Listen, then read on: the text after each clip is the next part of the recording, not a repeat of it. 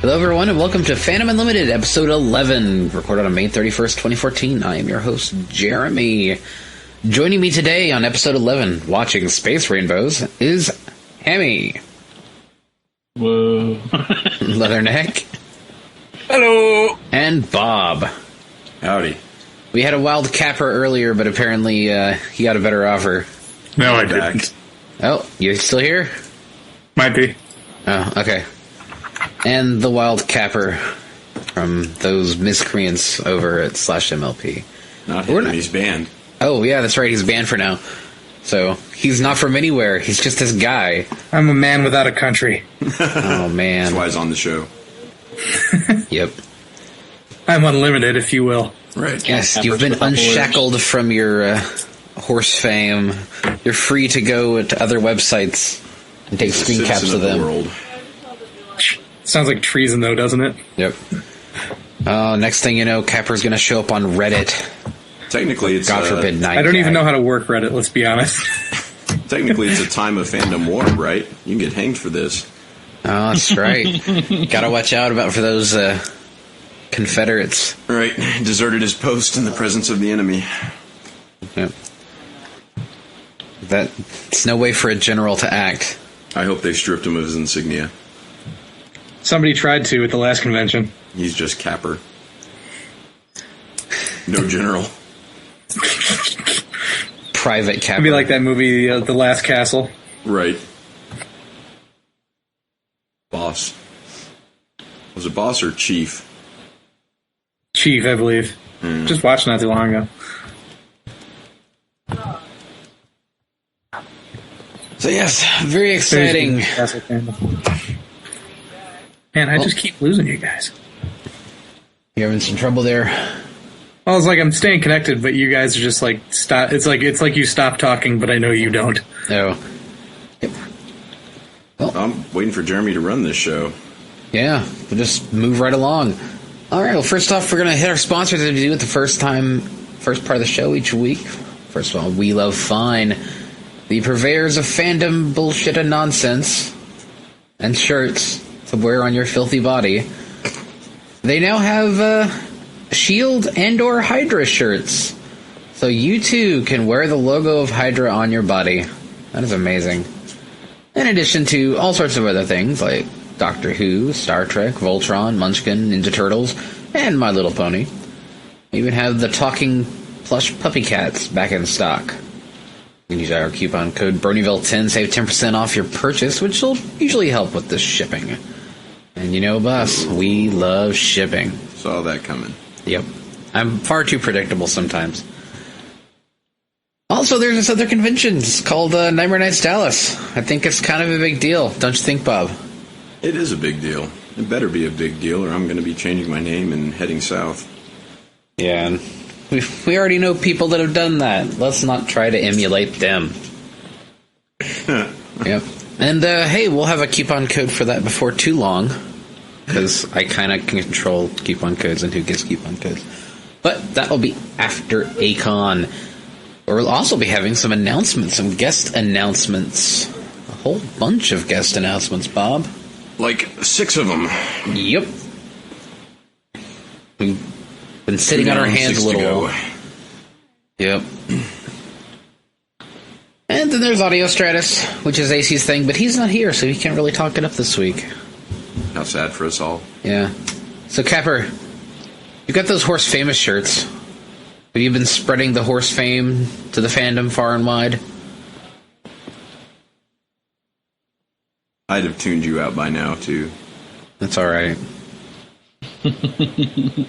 Well, while Capper's connection is killing itself, just like my attempt to stream was killing itself earlier, we will just sigh and move on. Hey, Hammy, does Capper have those Horse Famous shirts for sale? I think so. I haven't really been keeping up with the Horse Famous shirts because I'm not getting one. Apparently, I'm not horse famous enough. You know, I'm just a plain old podcaster. That's all I am. You horse casual. The cast casual. Yeah. Hey, I haven't made my own cast in about 3 weeks now. So yeah, I don't think I get a shirt. No. Apparently, My this shirt is not privileges of- appropriate. Apparently, this is not an appropriate venue to pimp capper shirts. Apparently not. Well, we tried. Yes, we need to shave our goatees, Speak make for our yourself. eyebrows a little less angry. Oh, yeah. So, next up is the gratuitous fandom consumption segment, where we get to talk about all the stuff we've been viewing and watching and consuming as nerds. Lots of fun stuff coming up this week. I've been doing JoJo's Bizarre Adventure. Continues to be over the top, crazy muscle dudes punching really fast, going ora ora ora. I think it's a good show to follow up after Kill la Kill. If anybody else has watched that, anybody? Nope. Kill la Kill. Who watches that? Anime. What a bunch of weebs. I'm just all alone out here, aren't I? Yep. Yep. Pretty much. Yeah. You'll fit into Daycon. Don't worry. I'll fit in at Akon, yeah. How much, approximately how much filler does Kill la Kill have? Not a lot, actually. Every episode has at least some progression. So you're telling me that there's actually, episodes that have to do with the plot? Yes. There's a continuous Is there plot. a plot? There's lots of plot shots. You Fair can enough. watch it for the plot. Words that were ruined by the fandom. I know, Hey, right? anime fans did it first. Just saying. Caught myself saying the What plot what thickens words the did other they day. ruin? They had the I watch it for the plot. Did they? Okay. Yeah, it existed before Pony, and it just so happens that right around time winter wrap up, people are like, yeah, I'll watch it for that plot. Aw, yeah. Shows you how much I animu. Yeah. Yep. The only animus that I've watched recently are Gurren Lagann, and what was the other? Oh yeah, Full Metal Alchemist, because plot progression. But yeah, actually, if you like Gurren Lagann, you'd probably like Kill la Kill. Yeah. Yeah. It is just as over-the-top crazy. Gurren And- Lagann, I feel like, was like the Japanese equivalent of Megas XLR. It was like their response to that show. There's always a bigger robot. Oh, yeah. And eventually it gets to be galaxy-sized. Because Animu. Who watches who? that's where they have to end the show, because They can't make it any bigger. I mean they can try, but why Somebody not? signal if you start talking about Miyazaki. Otherwise, Tell us about Log Horizon, Jeremy. Yeah, it's another anime. It's another one of those humans trapped in an MMO kind of anime. It's pretty cool. I You mean don't like have a lot Digimon? to say about it. Does that mean like the main characters are sitting around in their couches covered in Cheeto dust, or do you mean Yeah. it's high fantasy? Well, the conceit is that people's their minds get trapped in the game. So yes, I could assume that their bodies are laying on their couch covered in Cheeto dust and Mountain Dew cans. But given It's the it's most Japan, it's depressing probably Matrix I can imagine. ramen and shrimp chips or something crazy. Nice. What happens if there's a server queue? It's a good question. You're just in limbo. Yeah. Well, at least in Log Horizon, when you die in the game, you don't die in real life. There was a previous one, Sword Art Online, that was their main conceit, that some evil hacker had, everybody had these VR headsets that the hacker could send a kill command and it would microwave your brain if you tried to take it off or you died in the game. Because, of course, all Or the headsets server could are just go down, radioactive. Yeah. So it was one of those things, though, that apparently the series took place over several months of time. So I'm like, did they all get IV medication? Are they being fed through tubes? Do they have some shitting in a bucket this whole time? They don't ever address it. But I was like, the first thing I thought of was like, oh, this takes months of time. They're laying in bed. Their body's wasting away. So they finally beat the game and escape, and they're hungry skeletons. Presented with a 6-figure bill. Yep. And they're like, well, I might as well just have died in the game. Log Horizon doesn't have that. But it also doesn't address the bodies laying on their beds covered in Cheeto dust. My bathroom. My bathroom. Oh, that's a big boy, isn't it? That episode was like 10 years ago, too. Yeah. Oh. They How had do you no kill idea how that far chest? it would go. Yep. Mom, we need more Hot Pockets. Hot packets. So, the Pony comics continue to be interesting. So, has anybody picked up the latest issue of the My Little Pony comic? I have seen digital versions of it. I haven't actually been to a comic book store because the nearest one that actually sells them is like 100 miles away. Yeah, you're in Michigan. There's nothing good there. Well, yeah, but I have read it. I have not been able to physically purchase it yet. And pasties are good. Those are there. But The one good thing I can think of in Michigan. Oh. Pasties. And the Ford F40. That's it. I'm done. yeah, but the Pony comics continue to be pretty good. It's currently a love. It's a bizarre relationship situation between Celestia and Sombra. The word you're looking for is total shitstorm over shipping. Yes, it's comic shipping Sombra and Celestia, which honestly is kind of weird. And like Celestia is acting like a total idiot. Celestia knowing It's things. it's not even current universe Sombra too. It is alternate universe Sombra. Right, his good twin. Yeah, this IDW, now run by DC. Right. Exactly right. Earth 2 Celestia. We're having a crisis on Infinite Equestrias is what we're having. Well, I mean, in the previous episode, they did discuss the fact that, basically, that portal that enabled the Equestria Girls to happen, we had another Is one, evil and by it would, definition, right? that was a portal to a terrible world that they'll never go to again. But this other one let them travel across multiverse. It's Stargate fan fiction is what it is. Actually, more Bioshock Infinite. Yep. They're even the Latouche twins in the background of one of the comics. Yep. In the was in somebody the drowning previous somewhere. issue, apparently when they're in the castle and there's all sorts of stuff on the walls, one of the frames says, "If you're reading this, you're overthinking this comic." Yep. Nice. Like, ha, you got me. That's what we do. You're selling it to comic book readers. Let's be serious here. They are. And it's not like they don't know that we aren't either. I mean, they're in the same culture we are. Well, and the amount of hate mail every time it screws with them. Someone's, every time a comic line screws with somebody's headcanon. Do comics still print like letters to the editors in the backs of them anymore? No. Certainly not the IDW comics. Because I just can't imagine what that sort of, bile and hatred would be like nowadays. Well, No, somebody dumped they their have- huge fanfic on Katie Cook and said, educate yourself. Your comic is wrong because it contradicts my fanfic. Note to I'm not self, even make an kidding. educate yourself t-shirt. Yeah. To be fair, though, those were also they had a bunch of those during a time when we didn't exactly have online forums weren't quite as popular yet. So, The bathroom wall of the internet. pretty much. There's actually a preview to the Littlest Pet Shop comic.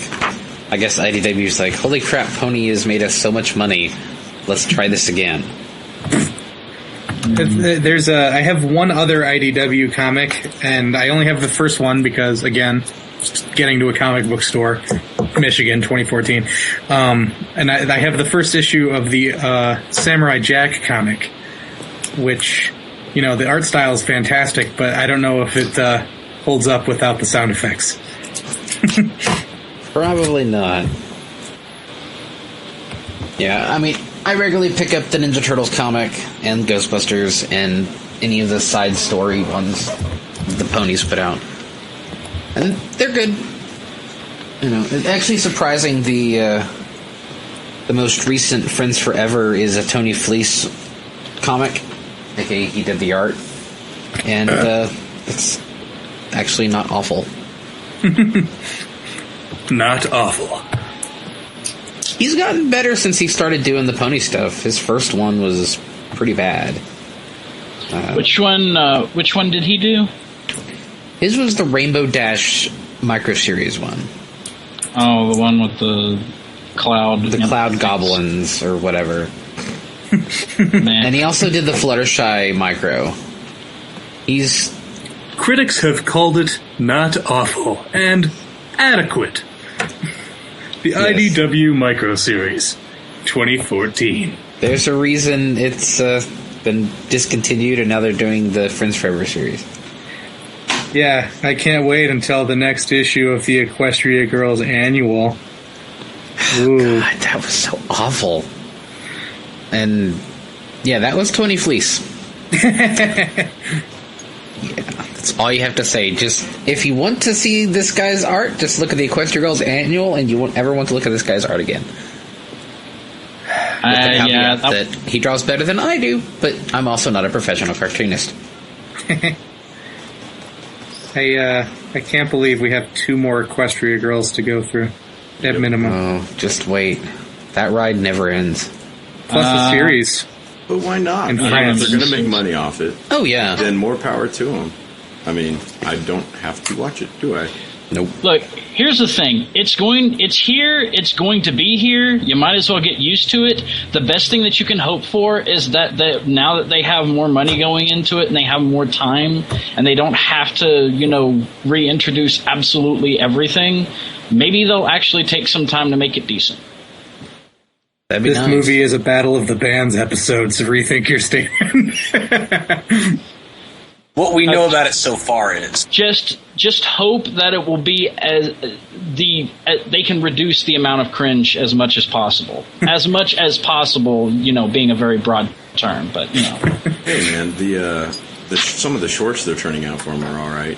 I like the shorts. The vinyl scratch one, which was like 2 silhouettes away from being an original iPod ad, Right. was Pretty much. pretty solid. So, do you guys think she'll talk or no? No. Nah. Just If they mime it can't- through the whole episode or the whole movie? And she won't have a major role. She's going to be a background pony. Background. Look at it this way: Worst if person. Noacking is not doing the voice, people aren't going to really like it anyway. So just be thankful. That's a reason to do not the necessarily. Not That's a necessarily. reason to do it. On that topic of it not being the fan voice or like the fan voice, the original Derpy voice that showed up in the show was nothing like what's her name, Keiko and Gilly, I think it is. Nothing. And you cut off. I was about to say, am I the only one missing there? Mid-rant. He got so angry that his connection died. Right. Blew out his mic. I'm That's guessing my mic cut out. Yep. Where did I cut out? I don't You were I talking do about not how Tabitha need- St. Germain does is not nothing need- like someone else. Microphone. Oh yeah, it was. I can't remember what her name. I think it's Keiko Gilly, and I can't remember the name. Bald Dumbo Rat. There we go. Bald Dumbo Rat. He used to be the fan voice of Derpy. People liked Tabitha's portrayal, even though Bald Dumbo Rats had been the status quo up to that point, and everyone liked hers. So there is the possibility that people will like whoever they pick for vinyl. Is it wrong of me to just automatically like whatever's official more than any fan and shit? Is that okay? That should be how it is. I'm actually one of those people that's okay with both. I'm fine with it. I mean, obviously the fandom's going to do stuff that the show won't do. But the it's kind of like the G canon and the B canon in Star Wars. That doesn't exist anymore, but... I was about to say, didn't they just wipe that out, like, entirely, wholesale? Yeah, pretty much.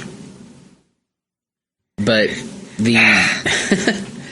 it's kind of like that. It's like, all right, well, the stuff that's in the show is the official, and the fandom can do what they want.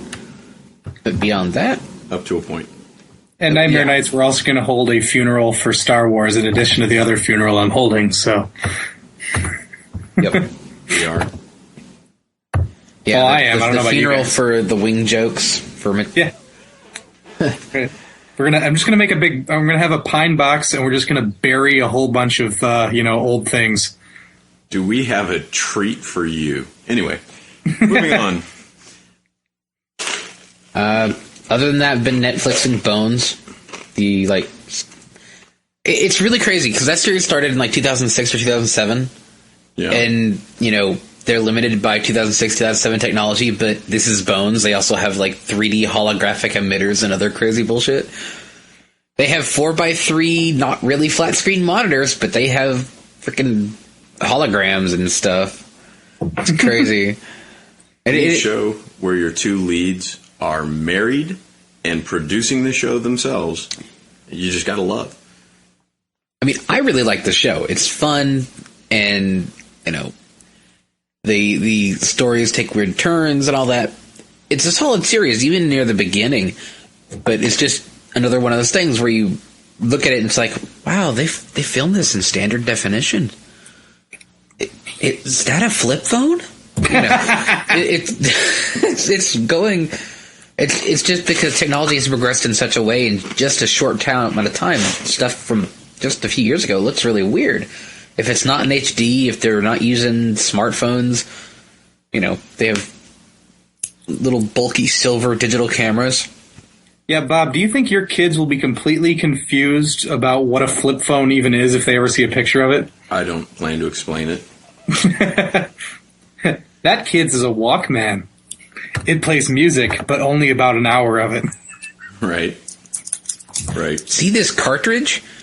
It's end to end. You don't actually get to pick what song you want right away. You have to guess. You have to fast led forward. To something called the mixtape. Oh man, I don't know. I have no idea. I cannot wait to see what they come up with that is completely incomprehensible to me, where my daughter's rolling her eyes and trying to explain how it works. It'll be, your brain being hooked up to the internet and then, laying in the bed with the Cheeto dust, just like we talked about. Yeah. Oh, well then. That's the next step. That is, Yep. the terminal. Direct neural interfaces. Constantly on the internet all the time. Directly into my brain. Just, yeah. Getting serial experiment vibe lanes now. Yep. Somewhere a Google executive just popped a semi. They're like, yes, they could, you go to the wrong website, you get hijacked by Russians. Nice. And suddenly it's the Americans. Need to figure out how to tap into the Russian market on the site. Just so I can get rid of that other site's Russian market. Yes. So, which Hammy. I'm still baffled about. No. And we lost Hammy.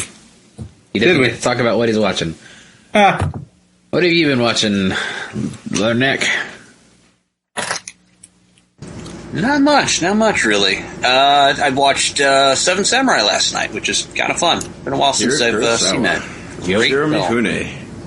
Those are some good stuff. Watch Throne of Blood next.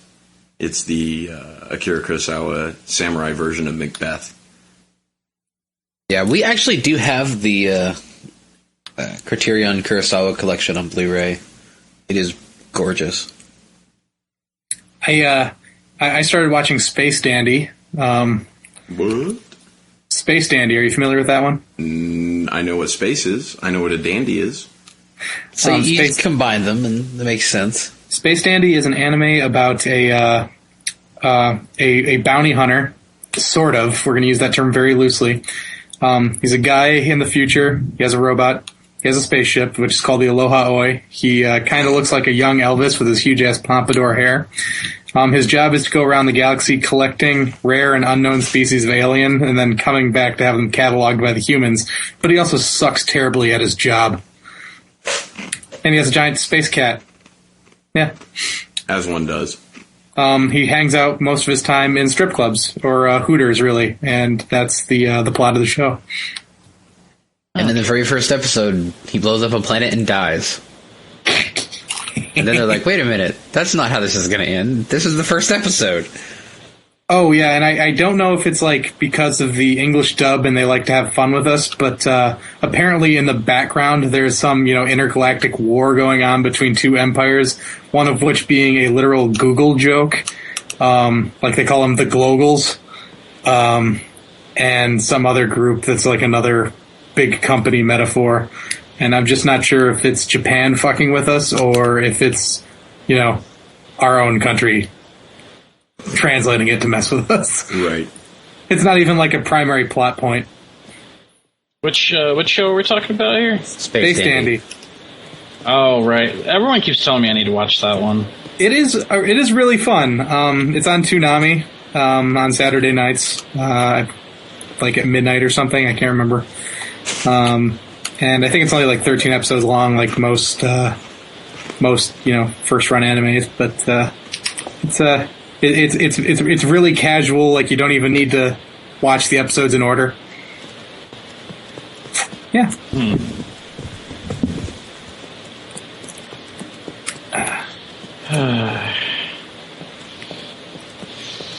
Move us along, Coast. Yep. So, anybody watching anything else? I've been playing Eve, playing Wildstar. We've been talking about that in a bit. Eve. Anybody played Watch Dogs? No, no, I haven't no. I haven't played Watch Dogs because we got it on PC. Yeah, it's kind of a problem right now. A pretty big problem. Yeah, the only reason I even know what Watch Dogs is because I do not Vidya to any extent. Like, the last game I bought was Heart Gold on the DS. But the only reason I even know what it is because apparently 4chan got a developer on the team and started dropping Easter eggs. Yeah, go look those up.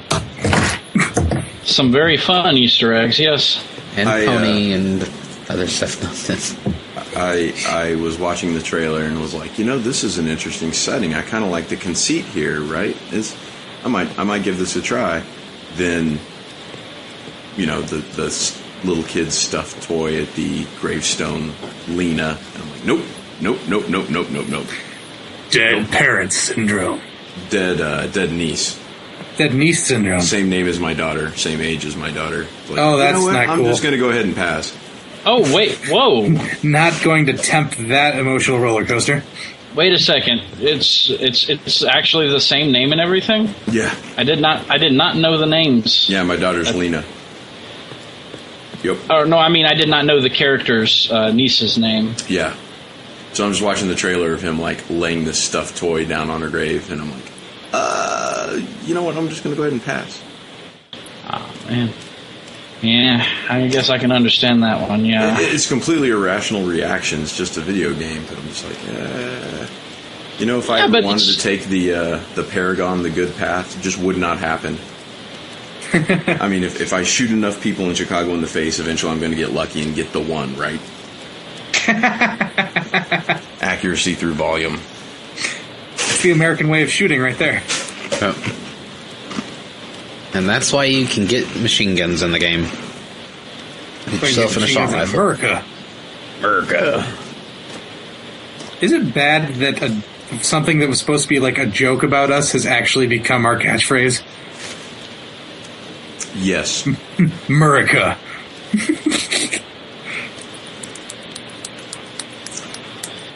Yeah, but yeah, that's entirely understandable, man.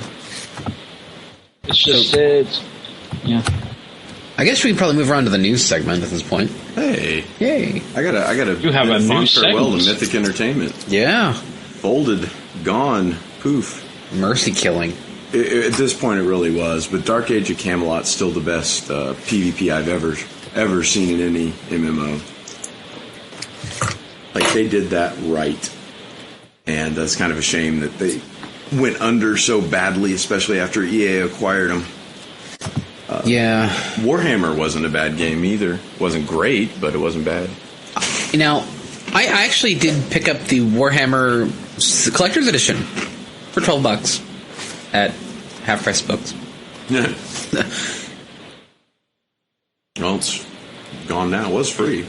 Well, it was actually a while back. I was like, oh, it has an art book, it has a comic book, it has a little figurine, then it has a CD. Yeah, that's cool. That's $12 worth because I love art books. I love comics. Swag for the swag throne. And I'm like, yeah, I played this for a month. It's kind of crap. Yeah. It's all PvP. You don't want to do any PvE in that game. Just level doing PvP. Yeah. And it was all right. Not as good as Dark Age of Camelot, but all right. But it was also rushed and like they were supposed to have 3 cities per side, and they only ever got 1. Some of the classes didn't get implemented. Right. You know, just lots and lots of stuff that was promised got cut.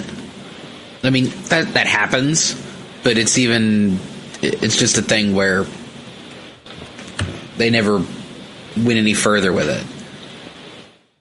It had players for a while, and eventually went free to play, and then it stopped. So they actually were pretty cool. They did allow an offline mode where you can basically run around the environments they made, because they did make some good looking environments. They're very much Warhammer Fantasy. There's no mobs, but you can look at the world still, I guess. There were bugs in that game and some little jokes that were just delightful. It was a fun game to play. You had the Berserker class, the Orc Choppa, where max level they got an ability that would did cone AoE DPS massive amounts, and also pulled any enemies caught in the cone towards you, called Get to Choppa. Nice. And very nice. The balance on the Glass Cannon Wizard class was that the more spells you cast, the more likely you are to do damage to yourself or just blow up. Warhammer Chaos style, right? You could actually get to the point where you would explode.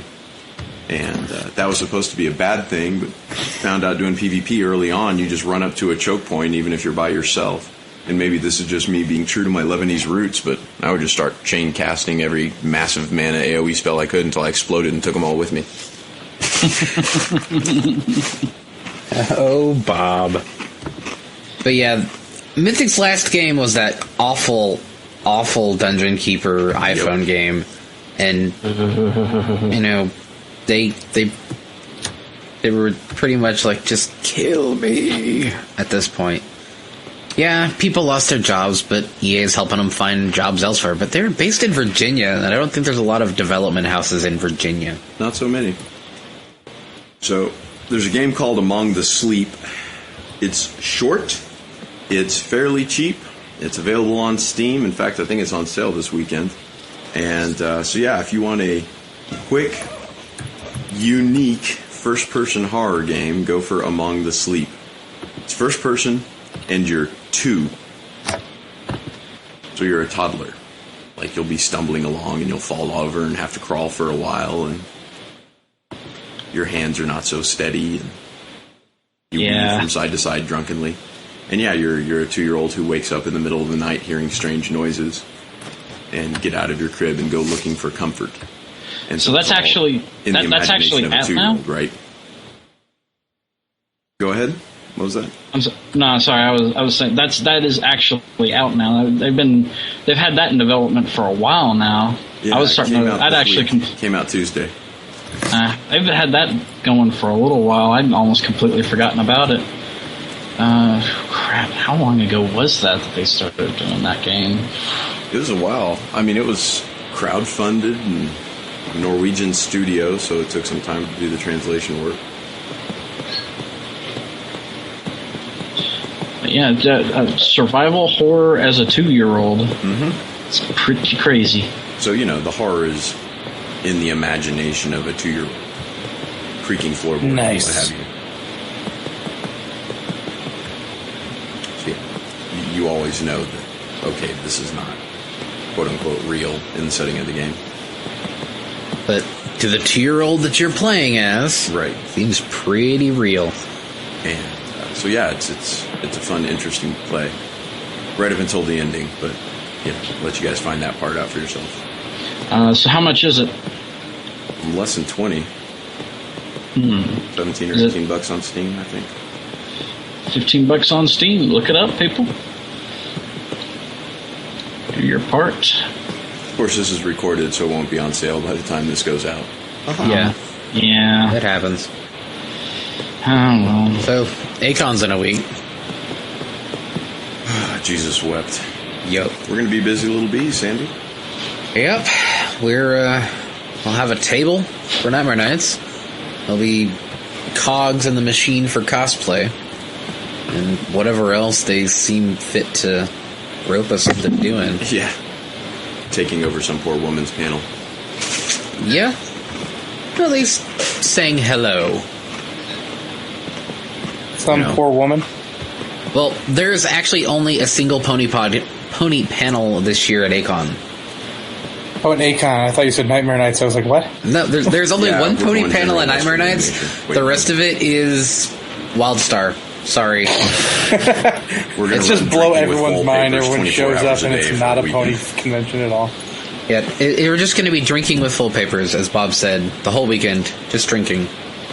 That was my original plan last time, and it just didn't go so well. That was a great panel. Beer time with M.A. Larson.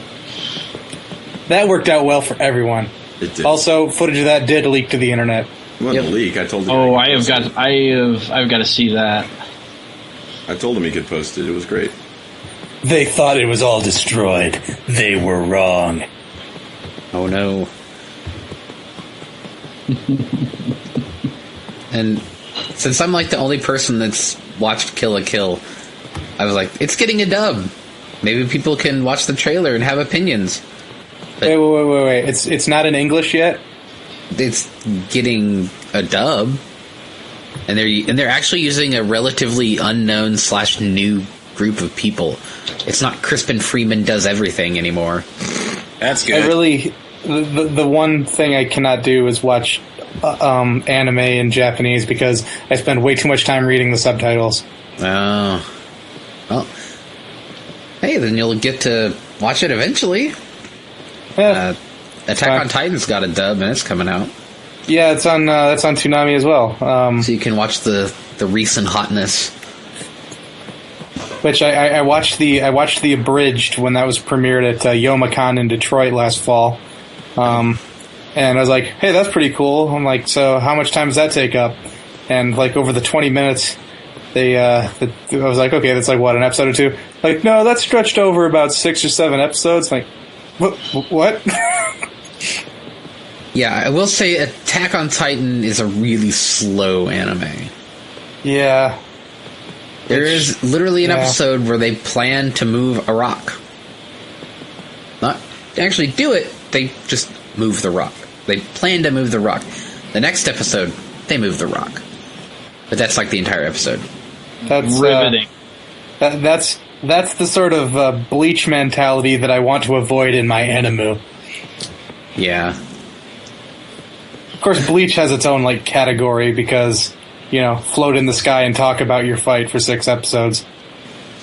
All the people around you ignore you. As Yeah. one does, yes. Oh, look, giant sword-wielding, dress-wearing maniacs in the sky. They'll be here a few days. I can go finish my shopping. Right. It's like DBZ on Just setting down steroids. some coins. In the worst way. Traffic barriers. Yeah.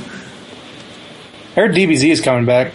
Yeah, the DBZ Kai, which is the more recent, where they took the series and condensed it down to 26 episodes, meaning they took out all the filler arcs, took out a crap load of filler, and it's just... Sweet, so I'll actually be able to watch it now that I've grown out of my childhood ADD. Or, at least that I'm not taking my medication anymore. I watched some of that. That's not the only thing they did. They also tied up some of the storyline stuff, so it actually is a little bit more faithful to the source material. Because when they did the English stuff, they actually changed some of the story stuff around. So. Yeah, that was back in the 90s when that was acceptable. Yeah. Not so much anymore. Well, it's like they rescued Sailor Moon. Sailor Moon's coming back. They are doing a completely new dub, and they're not changing a thing. Yeah, From they're the actually getting to original stay content. lesbians this time. Yeah, space lesbians. Space lesbians. I would watch a all show other called stuff. Space Lesbians. Let's be serious. So, it's good that nowadays we don't really have to worry about stuff getting censored. It will be interesting to see if Kill la Kill actually makes it onto Toonami, because there's lots of incidental nudity. There's nothing there, they're like Barbie dolls, but lots of incidental nudity at certain points. And it's, be interesting to see how it makes it onto TV. It certainly won't get a 4Kids dub, that's for sure. Is 4Kids a thing anymore? No, they're dead, thank God. Thank God. Yay. My invisible gun. His wacky hammers. Smoker renamed it Chaser. No Random more rap- lollipops. Jeez. Don't forget the rice balls turned into donuts. Because rice balls need to be censored in America. Yeah. Which I joke kids- about, but Kinder eggs are illegal, so. Hey, I when I was a kid, I was like, they're just weird Japanese donuts. I didn't know any better. And now I'm just like, oh, they're rice balls. Well, who cares? But apparently they're like, no, we got to change this. Well, there was a one censorship for another piece of media that I never understood growing up.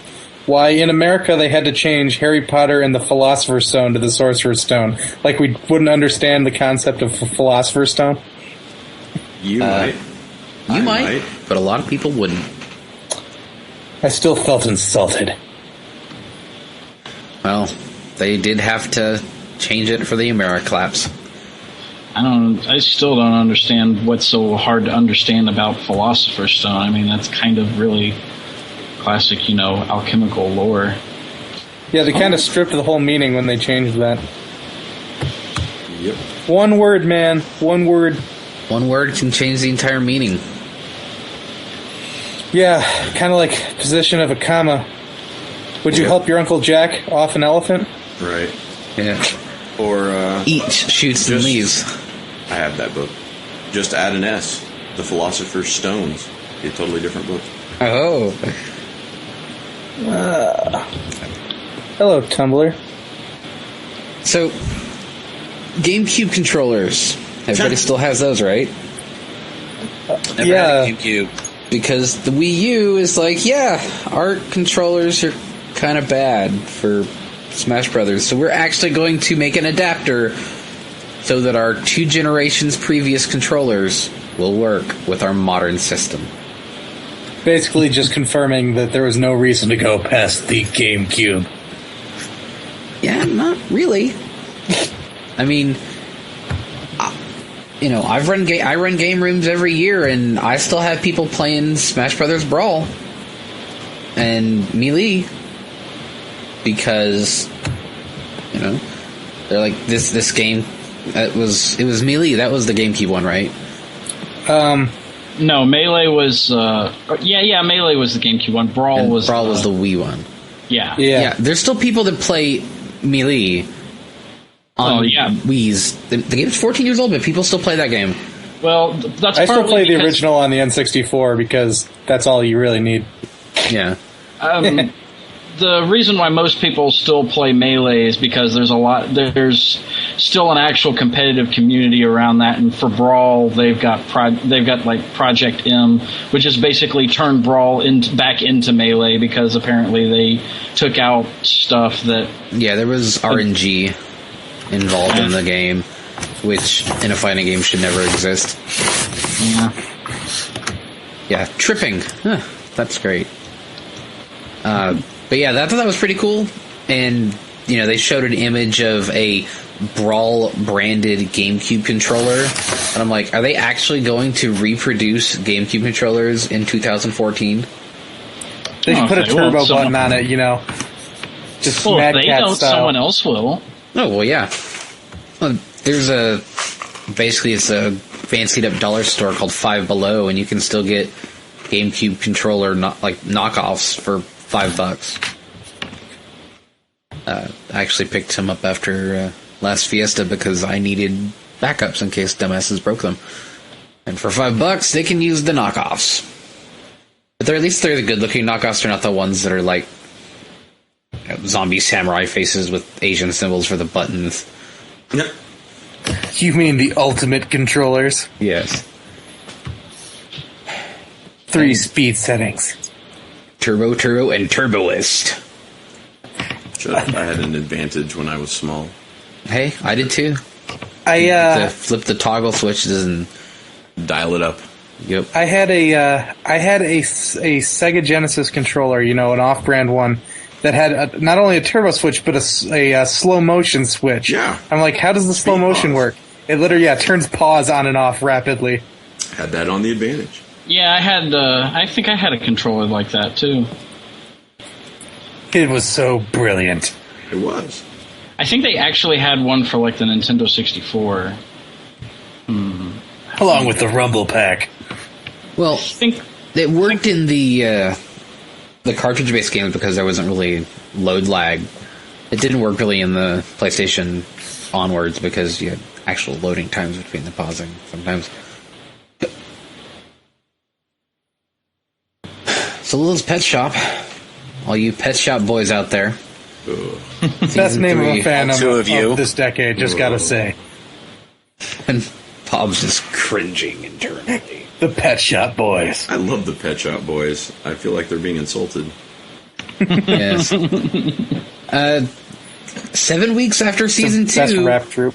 ended, they're like, crap, we got to get this going because there's no ponies over the summer and we want Hub to have ratings still. So, Little's Pet Shop season 3 has begun. Just ramming it through. Yeah. Keeping in mind So we'll see how that quality comes out. keeping in mind that I love the people at DHX. Like, I Oh, enjoy DHX them does as a human great beings, job, right? but I feel like they're just going to really have to push this one through. Well, the thing is, I'm waiting to see, and I'm absolutely sure that this is what I'm going to see. I'll bet you the pony reruns have higher ratings. Like, what do you want to bet? That the pony reruns have higher ratings than I'll the bet new with Pet you. Shop episodes. Yeah. You know, it's going to be sad, but it's probably still going to be true. Even during the summer hiatus, the episodes that are going to have the highest ratings are going to be the pony. It's going to be pony all the way down the top 10, and maybe LPS once in a while. Well, it's the that's why we're not expecting ponies to die anytime soon because it really is carrying the hub, the whole network at the moment. Yeah. Yeah, right now they're actually they're apparently not renewing the Aquabats for a 4th season right now. The Aquabats are actually a shame. started a little They actually started a petition on the Aquabats Facebook to try and save the show or something. Really wish they'd bring back Dan Versus, but that one's dead now. Yeah, that one's not That coming show back. won an Emmy. The actual article on DHN is basically like, yeah, season 3s for series on the hub have not gone very well for people. Apparently, the Hound Puppies had terrible episodes. I don't know. I watched years. Strawberry Shortcakes had 13s. It was terrible, but that show just keeps getting put earlier and earlier. It's apparently airing at 6:30 a.m., 5:30 a.m. Central with Care Bears. Remember when Later people were wakes me joking up. about, the Care Bears are going to get the Belly Bros. Belly Bros. They did not no. even know what they were dealing with when they even contemplated that. Yeah, We say they. It was one dude, and I'll be surprised if he's still employed. yeah. And when they push kids programming that early, it's just like all right, we contracted this. It's going to air its way through, but This is not going to make sense to anyone not my age or older, so just me. But when I was 4, I would get up at 5:30 in the morning to watch a show called Romper Room on PBS. My daughter wakes me up between 6 and 6:30 every morning. I just, refuse to put Strawberry Shortcake on the TV. I don't blame you. Transformers I remember- Prime, they got to 3 seasons. They got to 65, and they were done. Actually, she just doesn't like Strawberry Shortcake unless Amadria Libman is talking. Rest of the time, she just wanders off. What do you guys think the next 80s show or 80s show or product they're going to reboot is? I know that Gem and the Holograms is coming out. Right. They got a movie. Now, we're not A live-action movie. Transformers or Scooby-Doo, right? Because Transformers is- Scooby-Doo. Did Scooby-Doo ever end? Because they've had like 20 reincarnations. Well, you have the movies that are... Yeah, and actually they did have a series that ended, I think, in 2012. That was pretty good. All right. So Did you guys ever see the short-lived Thundercats reboot? Yeah, that was all right. Never But watched it. It ended like 13 episodes in or something like that. Yeah. They were like, yeah. Well, I mean, it's Cartoon Network, though. Cartoon Network puts the bullets in heads of any show that doesn't immediately make good returns. And of course, they also kill shows if they get the wrong demographics watching them. Okay, so 80s and US, right? Those are the limitations. Yeah. Like, we don't want, say, the Flintstones or anything else that was pre-80s. Right. Aw. Blow our minds, Bob. They've done Strawberry Shortcake, Care Bears, My Little Pony, G.I. Joe, Transformers, Gem and the Holograms. They've already done Thundercats and He-Man, Teenage Mutant Ninja Turtles. What else? All right. Mask. Mask. I could see that, That but... was a Mattel toy line, though. Yep. Well, I was trying. I had to get away from Hasbro because Hasbro has already rebooted everything. There's nothing left in the tank. Oh, man. it's true, isn't it? Now they're going to have to do Mask something and GoBots, original. okay? Yeah, Hasbro doing something original. They had a Battleship movie. Let's be serious. Yeah. Coming soon. Connect 4. Hey, man. Liam Neeson paid the rent. It allowed him to really, like, buckle down a couple of years later on the Lego movie. Lego, yeah. That was great, though. Liam Neeson was transcendent in the Lego movie. So, yeah, there's really not a lot that Hasbro can do or off their old properties. I mean, Jim was weirdly progressive for its time, but nowadays they would really have to change it around to make it seem remotely relatable to people. Yeah, no more 80. I really like. They're really pushing the 80s glam rock style again. They're really trying to reintroduce it right now with ponies and rainbow rocks. Yeah. So I'm assuming that Gem, this new incarnation of Gem, isn't even going to look, a whole lot different from her first version. But yeah, I don't think kids are going to fully understand. I mean, Jim was a perfect microcosm of the 80s. Yep. It was. In the fashion, in the looks, and how people behaved, and the technology of the time. I got a challenge for you since they're still showing the original cartoons, right? Okay. Go back, and if you can do it, if you can sit through one, go back and watch an episode with adult eyes and realize that the Misfits sound so much better. Oh. Well, Because as a little kid, it was like, yay, happy 80s music, and now you go back and listen, and the Misfits are punk. It's like, hey. That's actually more that's listenable. one I wouldn't be surprised if they reboot. Like, the Misfits sound better than the Holograms because they're supposed to be the bad guys, so they're playing punk. Yes. versus hair metal or Synth rock. Synth rock. I just googled 80s cartoons based on toys, and there's one that I would not be surprised if we don't see rebooted, and that's Rainbow Bright. Oh God, yeah, Rainbow They Bright. already rebooted. I thought they already rebooted that though. Did they? I don't think I so. was sure they Who's did. See, I was Rainbow almost Bright, certain 1983 was part of the lineup till 1987. I don't think they ever did. Huh. But yeah, I know there was a period like it was like 5 or 6 years ago. Like people started suddenly talking about it again. I think. They started selling the toys again in 2009. About right then. Apparently, it's owned by Hallmark. No kidding. But yeah, if I had to place a wager, it'd be on that one next. Yeah, but hey, LPS is giving, the show is actually doing all right. It's just the toy line was bad, so they're doing actually a proper reinvention. I'm pretty sure that they're going to realize that even though there's not the same sort of weird peripheral demographic like Brony's for the pony stuff, that the stuff that looks like the show is going to sell better. It's no longer just random, chibi, huge-headed, large-eyed animals. It's going to be, all right, well, I'm going to get a Sunil.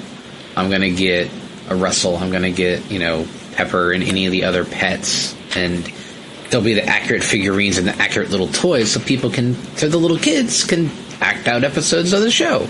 Because that's what you do when you're a kid. But, if you're just random pets, doesn't exactly... Do little kids actually look at those toys and think that they look fun or, good? Because I don't know. the littlest pet shop toys, like, I put myself in, 6-7-year-old shoes, and I'm like, I don't think that would have looked, fun. It's like creepy as hell. At least with the pony miniatures, right? You get the characters from the show. All right, well, there's Apple Bloom, there's Big Mac, there's Granny Smith, there's the Cakes and their kids. They can play with them and do stuff. But just random recolored horses. It was funny, actually. I gave some of my my random color pocket ponies, and Bob's kid Lena, she just kind of whatever. She likes the ponies that are from the show, and she has a Pinky that she loves, but the other ponies that aren't from the show she doesn't care about. And she's not quite 3. So it'll be a thing. It'll be interesting to see how they do over the summer, but I'm pretty sure, I agree with Bob, that ponies is still going to have higher ratings over the summer. Beyond that, hey, Gravity Falls Season 2 is premiering sometime in summer 2014. That was cool. I thought it was a pretty charming little series. Had some nice little, Erie, Indiana style nonsense, weirdness, without being, gross humor. But it was a show that had a decent following, to decent ratings, and Disney put it on hiatus for a year. I don't know what they thought they were doing, but 1 year hiatus for a show does not tend to help its ratings in the future.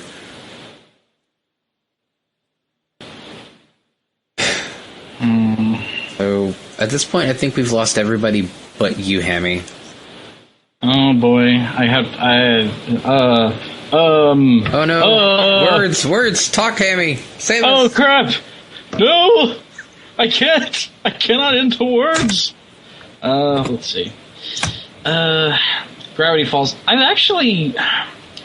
got to watch the first 4 episodes of that show, and then I was waiting for the rest of the episodes, and then I kind of got into a phase where I just stopped watching absolutely everything. I'm talking about right in the middle of watching through Motor City, and then I hear that it's done, and I'm like, oh, well, I don't know if I really want to watch the rest of this. And then Gravity Falls, waiting for new torrents of that to come out to watch it, and just kind of stopped. And then I stopped watching absolutely everything else. But then again, I go through kind of phases like that anyways, because kind of like how I said last episode, I was kind of I'm mostly just kind of live and breathe video games myself. It's just I could sit here in front of a TV with my hands at my sides and watch a show, or I could go stare at a computer monitor and play video games and actually do things. I don't know. Yeah. I kind of got to keep my hands busy, I kind of got to keep occupied. We are all 6. Yes. So, other than that, topic time, Pony CCG, Leatherneck, who's your favorite card? Oh, my favorite card so far definitely has to be Princess Luna marrying the moon. Okay. So, did you buy yourself a box? 2. I bought 2. Jeez, really? Yep. I bought 1 and I felt decadent. It was definitely worth it. I ended up with, originally it was 2 of each of the new mains except for Applejack, but one of them got eaten by my sister's dog. Apparently Book Princess had it coming. Yeah, I actually did pretty well in my box. Because I currently roll pink and yellow, right? So I got DJ Pone 3, Ultra Rare, which is basically at the start of any phase, you can say, screw it, put this card into your deck and shuffle them and have to draw 4 new cards. Ultra Rare. And also the Pinkie Pie Cloney Pie, where... Cloney Pie? Yeah, where if you are at... If this card is at the same... is that the same problem with a pink main, which is to say Pinkie Pie, it gets +2. So it's worth 4 as opposed to 2. Also got a Princess Luna Dreamcatcher as a main card, which is actually different from the one that's in the starter pack, which is kind of cool. It's you have to pay 3 to flip the card, but its effect is when the side of this card is turned face up, you may search your deck for an event, reveal it, and put it in your hand and shuffle your deck. At the start of the main phase, reveal the card top card of your deck. If you do, reveal the card from your hand. If the printed power of the card from your hand is greater, put the card revealed from your deck into your hand and flip the card over. So basically it lets you draw for free. Kind of a weird card. But it has a base home limit of 4, as opposed to a home limit of 3. It also has a max home limit of 4. Yep. I'm just nodding my head and pretending I understand. Cards. Then there's some original artist Do Not Steal. There's one called Rock, Paper, Scissors, Shoot, which is Lyra and Pinkie Pie doing rock, paper, scissors. Think about that. With Bonbon reffing.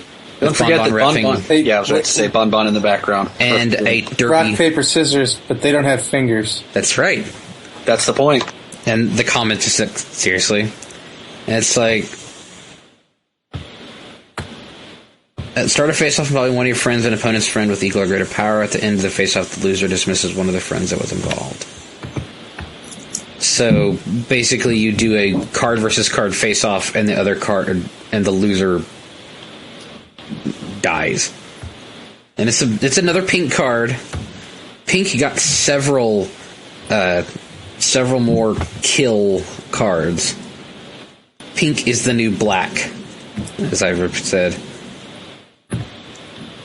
There's one that's like too much fun. Kills every character that with a power of 0. So like, sorry about your owls. Sorry about your other 0 power stuff. Got a picture for. Oh, sorry, got a picture for the rock paper scissors thing. So you can take a look at it, see what we're talking about.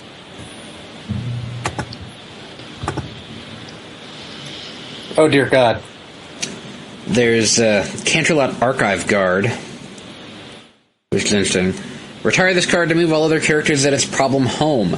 Characters can't be moved or played at that problem for the rest of the turn. So basically, you sacrifice Canterlot Archive Guard, and you send an entire problem's worth of characters on both sides home. Oh, what's that you're building up to solve with colorless? No, you're not. Shame about that 8 or 9 mana you just burned. So, yeah, they put out a pretty good set. There's a lot of solid cards. There's, fan favorites like Zakora, Donut Joe. There's a couple cards. It's like, where is it? Flower Sisters. The Flower Sisters. Oh. I bought one pack and got Bill Nay. There's Too Much Fun. It's another pink kill card. Dismiss a friend with at least 4 power. So it is specifically made to take out expensive cards and Elements of Harmony. And it will do the job, unlike the older ones, which are like kill low power, low level cards. Yeah. Also, Twilicane. Playing an opponent's main card during the score phase, that main character is at home. The opponent's friends each have negative 1 power. So basically, if you attach that card to a main, and that main is not at the problem, then it's a lot harder for them to solve said problem to get the points to win the game of sports ball. But yeah, I haven't even opened up my Luna and Celestia starter decks yet. I haven't had time. I didn't actually get home with my box of cards until like 11 o'clock last night. No time to delve into the box, huh? Yeah. Well, now I have to completely rework my decks. Gotta make sure I'm using all my cards. Oh. So I can actually go to the tournament and get stomped just as hard because what's his name? Bought like 6 boxes. Shadow Falcon. Shadow Falcon, yeah. Aaron, yeah. Yep, that guy. You bought like what, 6? The reason I stopped playing trading card games because you can buy victory if you have enough money. Screw the rules. I have money. I can't. I can't really get into to trading card games because number one, we don't really have anybody around here to play with. We don't even have like a card or. We don't even have a card or hobby shop or anything like that around here. The closest one, everything is in Bowling Green. Yeah. You have to go to Bowling Green for absolutely everything. We don't even have a comic shop here. You got to go to Bowling Green for that. Only thing we got in town is we recently picked up something called the Entertainment Shack, and that's for like all of your old video game needs. So there's that, but that's about something. Yep. I mean, we're really lucky here in DFW because there are like 33 shops. Just not in Irving. No. Yeah, the closest one to you is pretty far off. Yeah, just past 35 on Beltline, if I recall correctly. Yeah. Sometimes. Big world. And that's not really much of a shop. So, Bob, did you get a chance to play Wildstar in the early access? Well, I got to roll a tune before my father. Let's do something else. So, when I tried to log back in 45 minutes later, there was a 30-minute waiting queue. And I just checked while you guys were talking CCG, and now it's up to 6.5 hours. Oh, yeah. So, tell the pony folks we're all going to go to the unused Oceanic server. Yes, because 400 millisecond pings, at least we don't have queues. Actually, I'll look at my servers because I have characters on the EQD guild is on Storm Talon, which was Nexus, which was the main server during the beta. Which is the 6.5 hour wait, incidentally. Yeah. And then Caretaker, which I think was Cassis, was where I had all my characters, and a bunch of people I know are rolling over there, and it's another one that's gotta wait. I will say that the Midnight Pacific launch went okay. It did. I was able to get in about half an hour after the supposed launch time. I was expecting them to launch at like 9 a.m. 7 a.m. Pacific like they were doing on the beta weekends. But I got in and I got my Chua medic through the Ark ship and onto the surface, and I was like, sweet. And then I logged off because I'm going to be leveling tunes with my friend Aaron, and I didn't want to be a jerk and get too far ahead. Mikros isn't that bad. I did make a spell slinger on Caretaker as well. But yeah, I've only got the stuff on the 2 servers. But right now, everyone is... It's actually really encouraging, though, to see the people getting... people are pre-ordered, people are in the game, excited, hype.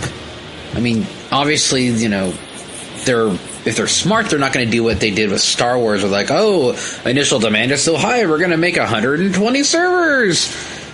No. That is not going to happen. It'll be interesting to see how it settles out.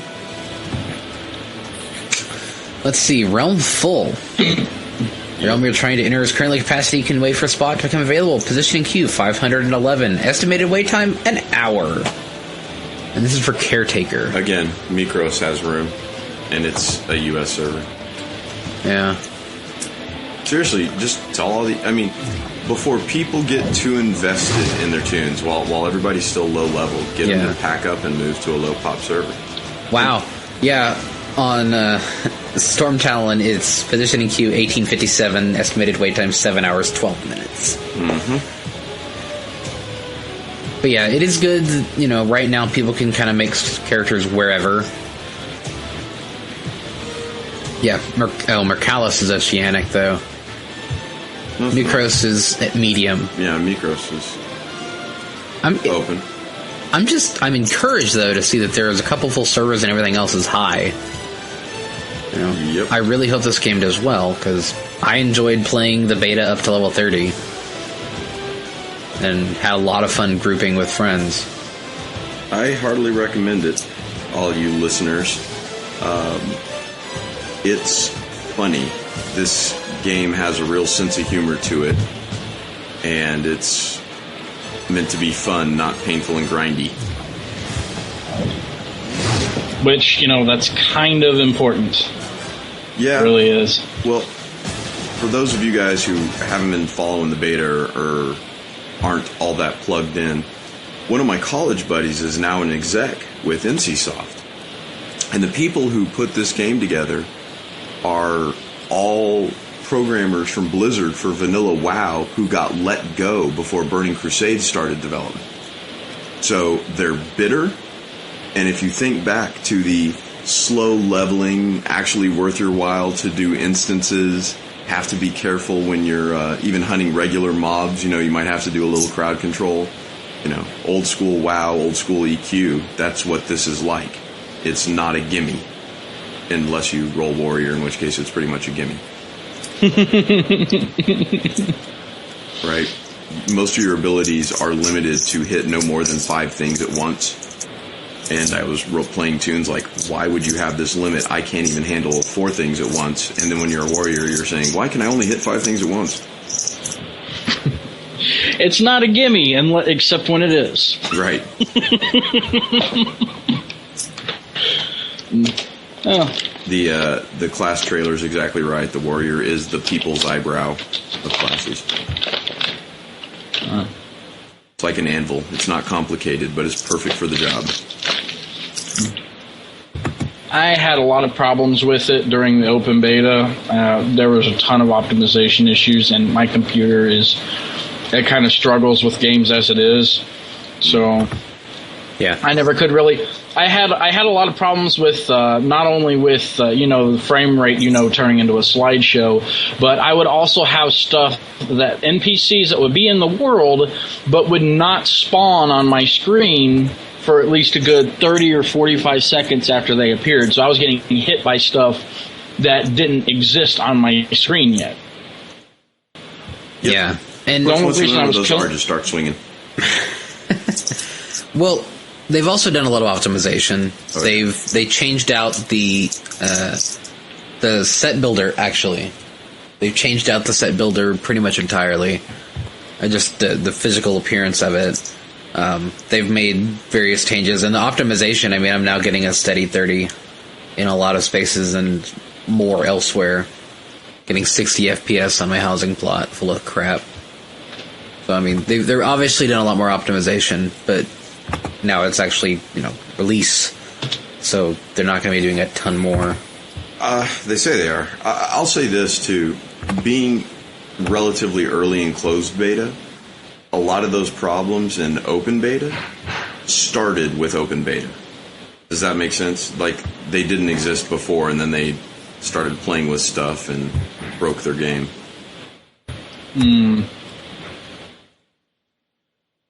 I see.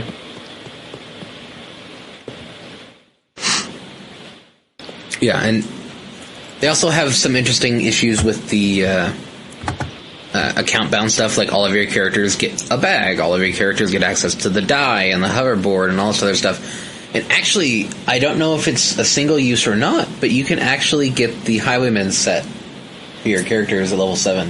I think they're all single use. Pick your tune. Well, I've gotten the house on 2 tunes. Oh, the house is everybody. But there's some things where it's just like some characters can get some things, but some characters can't. But they still show up as account bound. Yeah, like your some of the stuff. Yeah, some of the stuff any character can get. It just doesn't really indicate what. I mean, what's the harm in giving an extra 10-slot bag to a new tune? Exactly. But it seems to be. They seem to be having issues because, I did get a second one on my second character, but then this is funny. There's already gold spammers because, of course, there's gold spammers. This is an internet game. If you right-click to report spam, the game crashes to the desktop. The gold spammers, they're giving kickbacks. And the And when I came back, the bag was gone from my character's inventory. So, that just sounds like a prime opportunity to troll people. Just start acting like a gold spammer, and then when they go to report it, they get kicked out of the game. well, you can ignore people. Could start up one of my old WoW joke guilds, the Nihao Gold Farming Collective. Yeah. Probably keep that one. Must farm or family die? That was a little more questionable.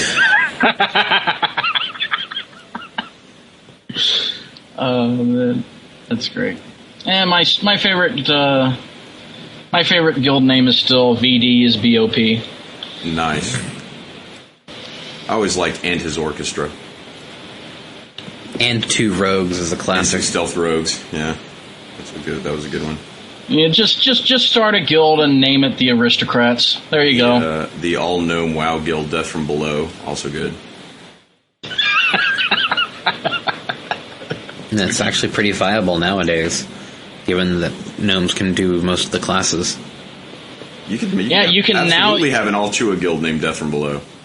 You can now have a perfect 5-person party made entirely out of gnomes, because now you can have gnome healers. Yep. Gnome priests. It used to be that you'd have to have at least one person in your party that was not a gnome. Now you never need to play any other class ever, or any other race ever, rather. I won't be interested until you get underpants gnomes.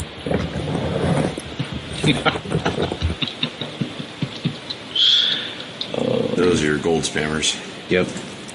So Watch Dogs. So their PC edition apparently follows the Ubisoft trend of being crap on PC. There's 2 videos that I linked, or 2 things that I linked in this show notes.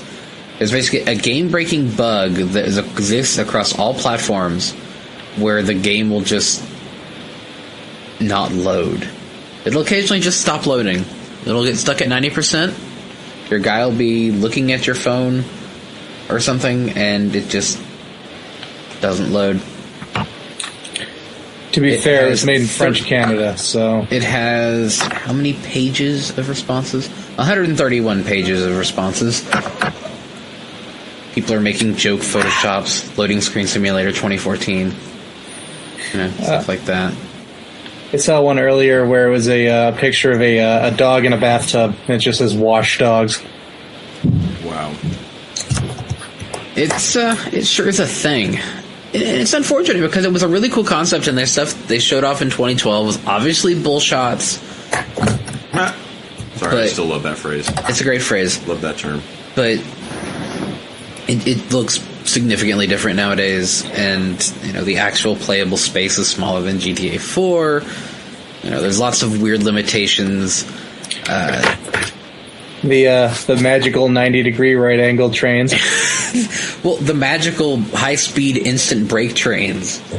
If your car goes in front of a train, the train stops dead. Like, that's awesome. No matter how. If the train is spawned on screen when the game was released, if you cross the train tracks, the train stopped. Just stopped dead, and the doors opened. And you could just, stop traffic forever. You don't ever have to worry about getting hit by a train like you do in GTA and other proper open-world games, because the trains magically stop. And yeah, the 90-degree train curves... excellent. They really are the best. And there's a video labeled Quality Trademark that I linked that you should watch. About the magical toothpick exploding holes. It's another one of those things where it's like, this is a AAA title with millions of dollars of development budget, and it looks like this. What were you thinking? Again, old man. How old are you, Hammy? I think I'm going to be 27 this year. So, okay, you're in the right neighborhood. Millions I'm the youngest one here of again, dollars in game development. That's still mind blowing.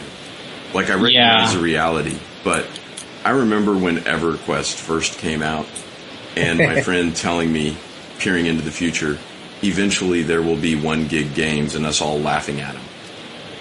2 gigabytes of hard drive? God, how would I ever fill that up? Right. Yeah, no kidding. I had gotten into PC gaming around the time when like devoting like 600 megs or something like that to a game was like a pretty big deal. I think that's around the time I started doing PC gaming. I remember being astounded when someone told me one time that King's Quest V had $1 million budget. Like that, I was like, you are kidding. Movie? Yep.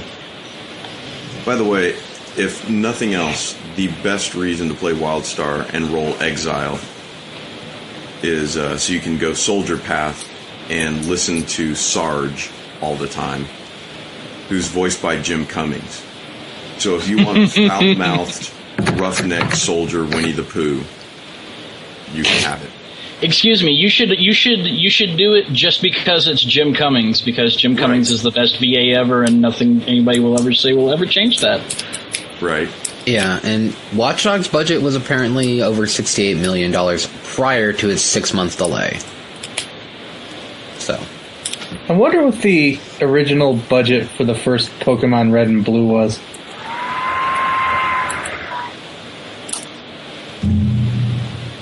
that's a good question. I mean, Because I think those are still the best-selling games of all time. probably. Well, I mean, good God, Tetris was programmed in, 48 hours? Yeah. By one dude. Probably not even 1 million. 500,000 maybe. There wasn't actually a lot of developers on the game after all. Yeah, you can beat them all in the game, so... Yeah. I mean, I don't know how much Wildstar cost to develop, but, I mean, it seems to have gone... It's a big number. It's a big number. It's also been in development for, 9 years. Development hell. Yeah, they probably scrapped and changed engines 3 or 4 times. That's just how it is. But, it's out there, and there's still bugs on launch. But it didn't explode on the launch pad like people were expecting it to. Well, that's become standard for an MMO release now, right? Yeah. You get pressured by the publisher to release before you're ready, and you explode. And, basically, this go-round, it was NCSoft's login servers that couldn't handle it. Not the game servers. Once you got in, you were gold. And it only took me 30 minutes to get in when, I remember the launch of Wrath of the Lich King. It was not smooth. I remember the launch of Cataclysm. It was not smooth. Remember Error 37 with Diablo 3? Launch day, couldn't play. The fact that the servers are chock full of people playing the game means that, they at least fixed that error. I think the only other thing they're having an issue with is that challenges aren't starting automatically right now. Yeah. You can still activate them when you're in the right area, but they don't start automatically for some reason. But that's probably just a quick hotfix. I expect that they'll be hotfixing lots of stuff. They might even bring the servers down, issue a patch, and bring it back up. I don't know. Yep. I'm ridiculously bullish on this game for any number of reasons. The way they developed it backwards, do all the high-end content first and back up, because your players are going to spend a majority of their time at max level. That's genius, Yeah, I mean, when people play MMOs, everyone kind of got used to the WoW way of doing things. Was that everyone is going to be like, okay, well, all of my friends are max level, so I'm going to zip through all of this other content to try to get to max level where all of my friends are and where they're doing all of the fun stuff all of the progression that they're doing up there. And that was the big thing with the Old Republic. The Old Republic crashed and burned on that, because they spent all of this time on all of this story throughout the game, and then the in-game content just there was nothing. Man, you hit the nail on the head. I loved that game until I hit 50. You know, and then it's like, what? What? There was nothing to do. Right. In fact, they literally had not finished any of the in-game content that was supposed to be there when they launched. So they were just kind of waiting for people to just kind of sit there at 50 while they got everything ready.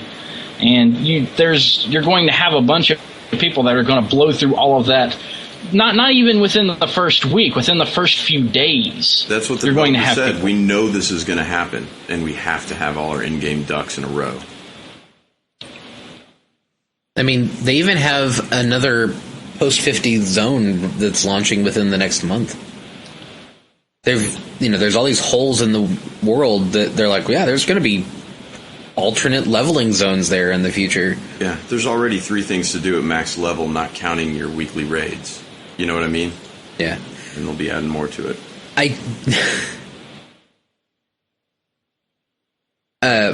One thing in the boom boxes, right?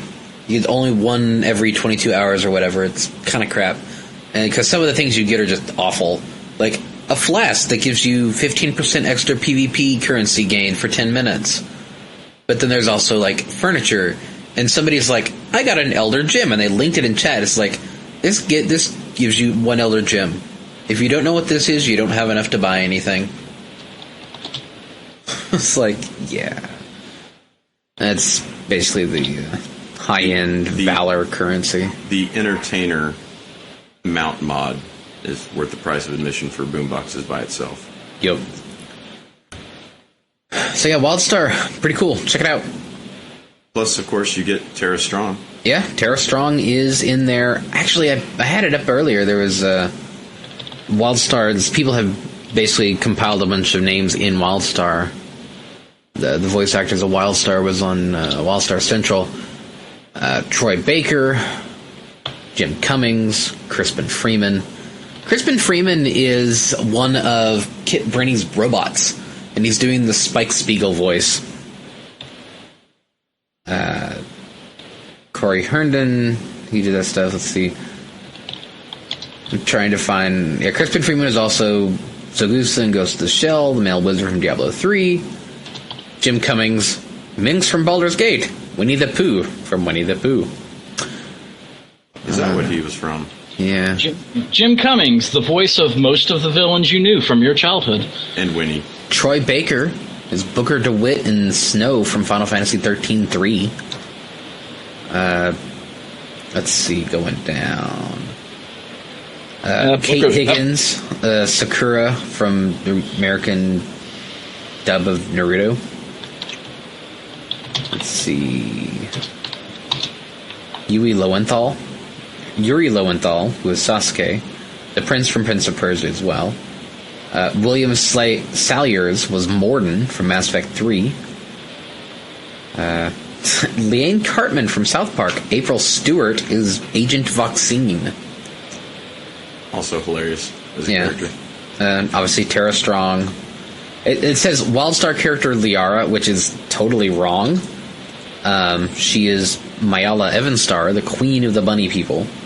And also lists Twilight Sparkle from My Little Pony, Raven from Teen Titans. It's kind of amazing how small the VA community is, really. Yeah. Yeah, it's kind of startling. Courtney Taylor, she was Juhani in KOTOR and Jack from Mass Effect. Jim Ward, Captain Quark from Ratchet and Clank. For a game universe that is straight up Ratchet and Clank and a lot of its design aesthetic, to have Captain Quark, yeah, that's actually pretty cool. That's amazing. And Travis Willingham was Roy Mustang from Full Metal Alchemist. There's also a bunch of other people that I don't think people would know off the top of their heads, but yeah, there's actually quite a good number of AAA developers or AAA voice actors in this game, which is crazy. But yeah, the very first RN NPC you talk to is Terra Strong, straight up Twilight Sparkle voice. I was like, oh yeah, not surprising. Speaking of the RN, if you're a diehard pony person, and I expect this to be pretty much half the guild on Storm Talent. They have all the skin tone hair combinations of the main 6.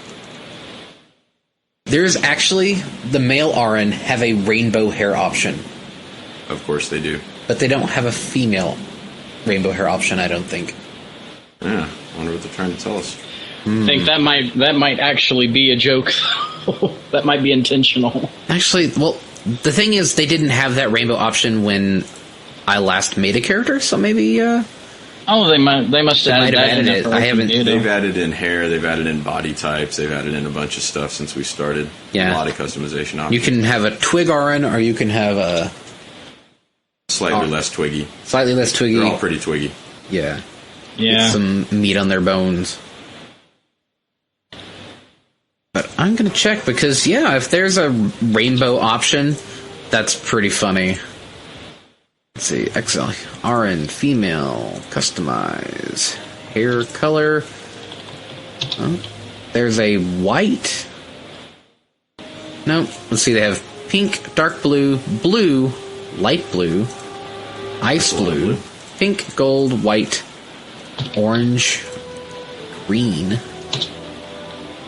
But between the faces and the little cat ear options, you can totally make yourself an Equestria girl. Though, with people doing the name reservations, you're not going to be able to get most of the pony names for a while.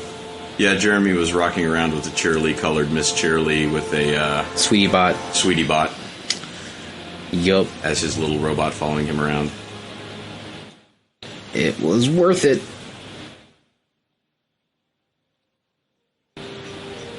So yeah, that is that about does it. Now, Reading Rainbow, last thing, yeah. Yes. Reading Rainbow. Bring Reading Rainbow back to every child everywhere. Currently 70,183 backers, $3.1 million of a $1 million goal, 31 days to go. Hey, it was an important show to a lot of people. Yep. Well, actually, consider Definitely. it started in 1983. I was born in 1983, so I grew up with this show. You know, when I first started watching Next Generation, it wasn't, Geordie LaForge is on Reading Rainbow. It was the dude from Reading Rainbow's on Star Trek. Right. You know? And it apparently lasted all the way to 2006. You know, and now he's back and trying to bring a net-based system to get it into a bunch of low-income schools. And people in general. I'm going to say some mean things now. Okay. You know, trigger warning or whatever. So, anyway. I love the fact, like so many folks, I grew up with Reading Rainbow, even if I was 7 when it came out. Anyway, not only am I like so happy to see how much support it's getting, I get an extra level of delight thinking about all the really questionable Kickstarters that have failed miserably. Let's just throw Dark Skies out there to start. Ooh. You know, but any others. It happens all the time. Hi, I'm not an artist and you don't know me and I've never done anything for anybody, but why don't you pay for me to catch an international flight to this con or whatever? And seeing over $3 million get dumped into Reading Rainbow within, 72 hours? Yeah. Yeah. And what's crazy is, you know, for $1 million, they're like, all right, well, Reading Rainbow's on the web, and 1,500 classrooms are going to get free access. At 5, they're going to be bringing it to Android mobile consoles and OTT boxes. I'm guessing like Apple TV type stuff. Apple TV, Roku's, etc. And for access to 7,500 classrooms. So it's like, they're not just going to be like, oh, well, we got all this money. They're just going to be able to grant access and increase their reach, fivefold. It proves the money's out there for worthwhile Yeah. causes. It's one of those things where, kids' educational television, people don't want it. But, you look at this and, 70,000 people certainly think it's worthwhile. And it's crazy because, I backed it at $35. I'm with 4,000 other backers. But the thing is, there's 13,000 backers that pledged $5, but there's also 17,000 that pledged $50. People are not, going, oh, I'll drop $5 in this. They're like, no, $50? Hell yeah. 35, and I got to double check, but 5 people had already dropped 10,000 to get an assembly for their school. I know Will Wheaton dropped some. There was 10 backers that dropped $2,500 for a group picnic with them. A $3,000 backer. All the $3,500 backers are gone. There are 6 $10,000 backers right now. Yeah. Will Wheaton and 5 others. Yeah. 6 people have dropped $10,000 to have a school assembly with LeVar. And that is really cool. And that was actually one that they sold out of immediately, pretty much. And they added 5 more. So it's pretty cool. And even I think the $400 one sold out really fast too, where it just he gives you he calls you. No, okay. LeVar voicemail package, everything 200 package plus LeVar will record a personalized voicemail message for your incoming calls. And 136 people have backed that at $400. Bob's not here right now, but you don't have to take my word for it. Exactly. Well, like I said, it's something that means a lot to a lot of people. I mean, let's be entirely honest. If there was a fundraiser that actually existed to, unhook Walt Disney from whatever life support machine he has and put Bob Ross in it instead, I mean, The clone Bob Ross project. What'd you say? It would surprise me that people would actually try that. Especially with all the happy little trees he painted. Right. Painted, smoked, tomato. So, yeah, I encourage you guys, all 10 of you, because, no, I'm joking, there's a lot more than that. But, if you are anywhere from 30 on down and you watch this, really drop $5, drop 10, drop 30. I don't have a kid, but there's a lot of kids out there that could benefit from this. Because, kids need to read, and it's kind of unfortunate, but a lot of kids, in even up to 4th grade, have really awful reading comprehension skills. Help Reading Rainbow slow our descent into idiocracy. Yeah, you say a lot of kids have illiteracy. Have you checked the internet lately? Yeah. It's adults too. Yeah. Jamie, and this is a pre-AP student, by the way, right? So this is the fast track. I had a student where they needed to divide 0.01 by 0.01, and the student reaches for his calculator. Jamie looks at him and says, "You're dividing a number by itself." And the kid's like, "What? I can't divide decimals in my head." This is an honors student in the wealthiest public high school in the state of Texas. This is the new standard. Fund Reading Rainbow.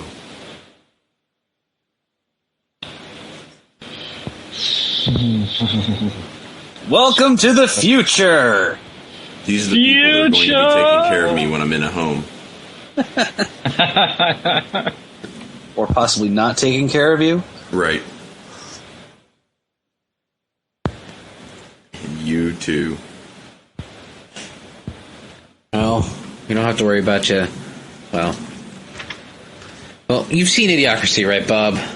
I love Idiocracy. You don't want to get diagnosed. No. God. That movie is... I was trying to explain that to Featherprop and Leatherneck the other day because neither had seen it. They owe it to themselves to see it.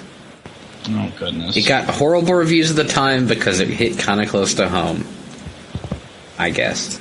Yeah. So on that note, we have been at this for 2.5 hours recording. On this call for 2.5 hours. The episode's certainly not going to be that long. But we are well past the point of no return, and we need to cut this out. So we are going to wrap this up. All right. One cool thing time. Anybody have cool stuff you want to drop a link in? If not, that's cool. I'm going to link Photocracy. I actually included a link to my feed so people can see, hey, look, I'm working out. It is gamification of working out. You log stuff, you get points. Track your XP. Try not to, give yourself 1,000,000 XP because that's just cheating and defeats the purpose. It's a good way to track your workouts and track your personal bests on stuff, and just track progress. My partner's been doing it a lot longer than I have, so he's like level 30 million, but, in the last little bit I started tracking it again, and hey, I'm getting points and going up in level, woo! I don't know. While going down in pant sizes. Well, going down in pant sizes and getting up in strength. Oh. Flex for you. So, there's that. Anybody have anybody else? Any cool links, things? Go by Wildstar. For my one cool thing.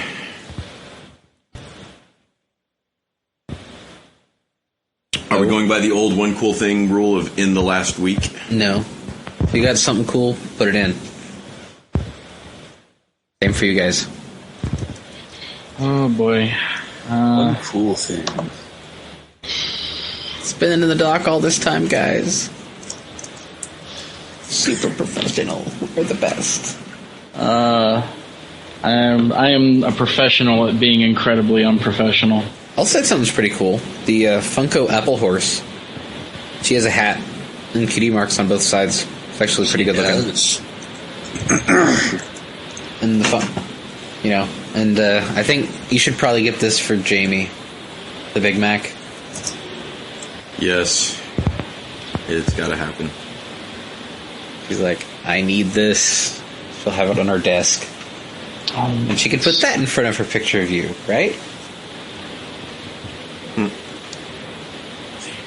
So, while you guys are finding your cool things, I will go through the rundown.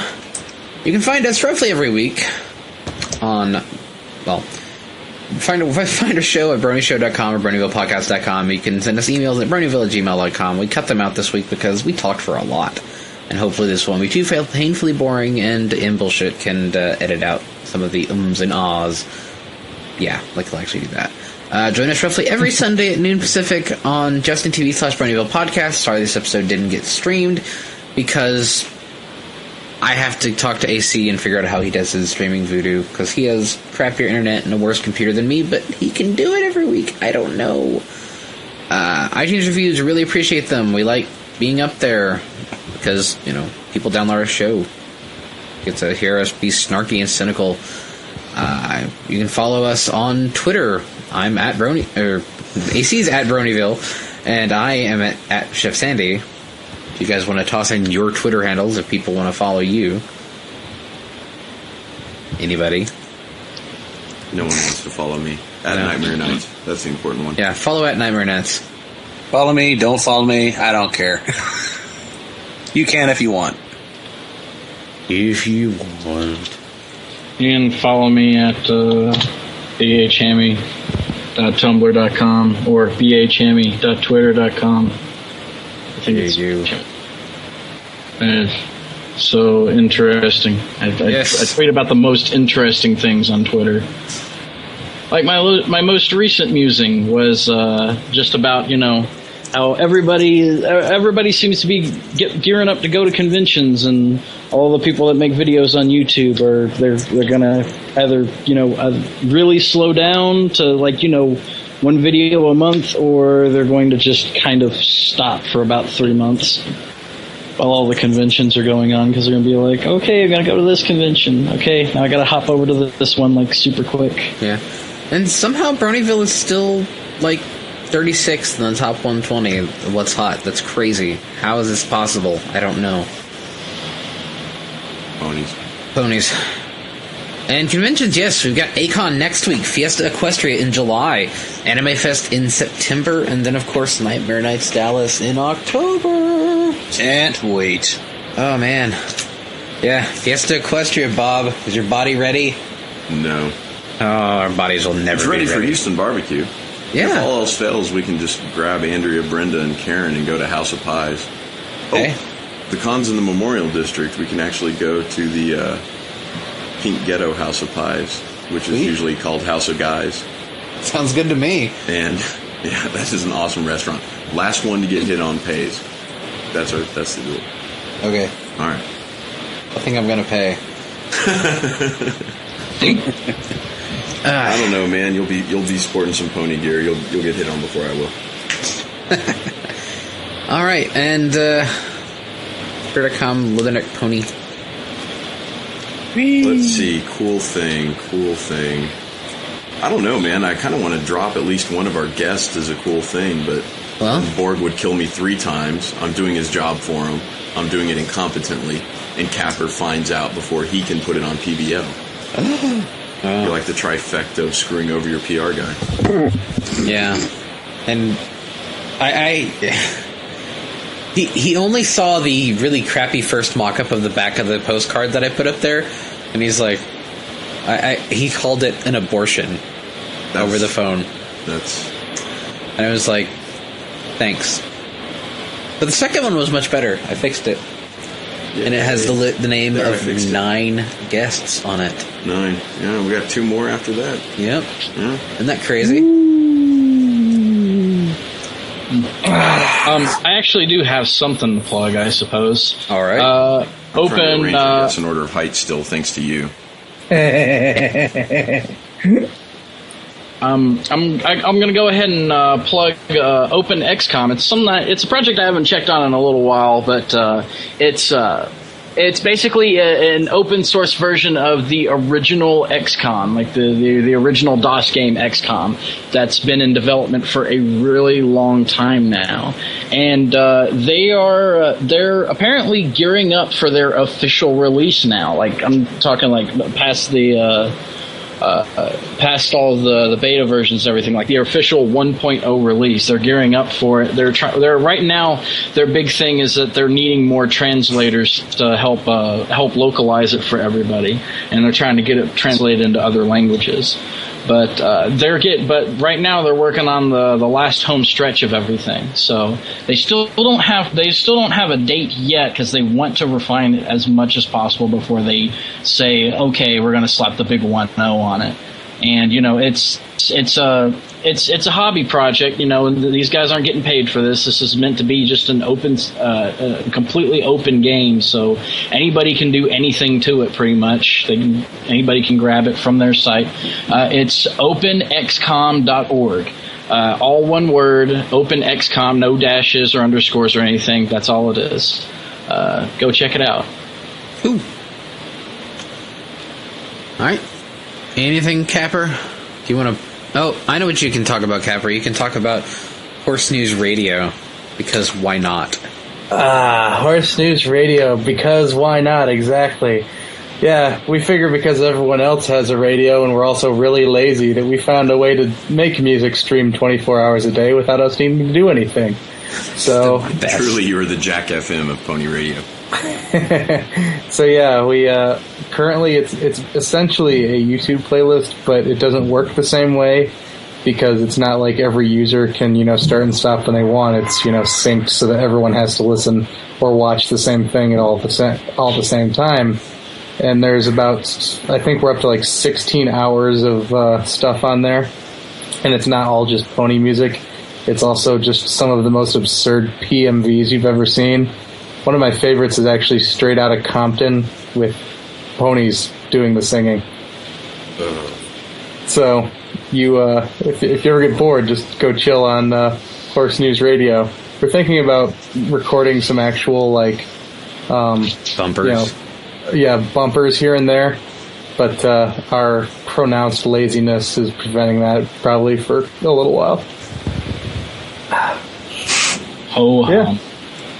Looking forward to Nightmare Nights. That'll probably be the next convention I actually get to go to. Yeah, because they just they legalized same-sex marriage here in Michigan, and right after they did that, my cousin, who is a homosexual, decided he needed to get married as soon as possible, and they decided to pick the week of BronyCon to do it, and that's why I can't go. So yeah, Another so, question. see you guys in Texas, I guess. Yeah. We had a candidate for governor, former musician and buddy of Willie Nelson's named Kinky Friedman, whose take on same-sex marriage in Texas was, I don't understand why gay couples don't have the same right to be miserable as anybody else. Give it time. Texas will get dragged kicking and screaming into the future, whether they like it or not. All my exes live in Texas. Good. So, on that note, I think we're done here. His daughter is revenge for that stuff. Yes. Thanks for listening. If you made it to the end, congratulations. You are all free now. Yeah, if you haven't already turned off your radio, do so now. Turn off the computer. It's all over. Be kind. Rewind. You know, you got to wonder how many people actually honestly get that anymore. You're all free now!